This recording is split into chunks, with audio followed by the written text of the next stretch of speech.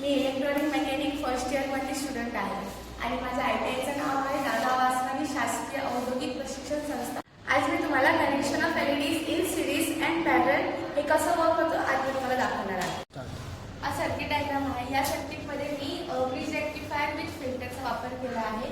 त्यासाठी मला 24 volt 1 एम्पियरचं step down transformer वापरला आहे। या ब्रिज रेक्टिफायरसाठी मी 4 डायोड वापरले आहेत 1N4007 चा आणि इतर करण्यासाठी जो कॅपॅसिटर वापरला आहे त्याची व्हॅल्यू 1000 मायक्रोफॅरेड 63 व्होल्ट आहे।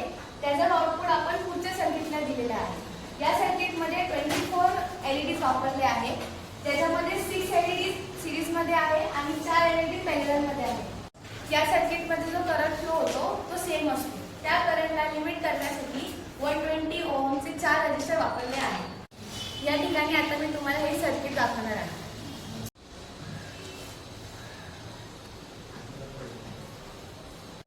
या सर्किटमधील ट्रान्सफॉर्मरच्या प्रायमरी वाइंडिंगला AC सप्लाय देत आहे ॲज अ इनपुट। जसं की तुम्ही बघू शकता हा सर्किट सक्सेसफुली वर्क झालेला आहे। जसे की तुम्ही बघू शकता की मी आउटपुट देण्यासाठी LEDचा वापर केला आहे। सो याशिवाय तुम्ही कुठलाही दुसरा इक्विपमेंट वापरू शकता जो DC वर चालतो। फॉर एक्झाम्पल LED लॅम्प झाला, बल्ब झाला एक्सेट्रा। थँक्यू।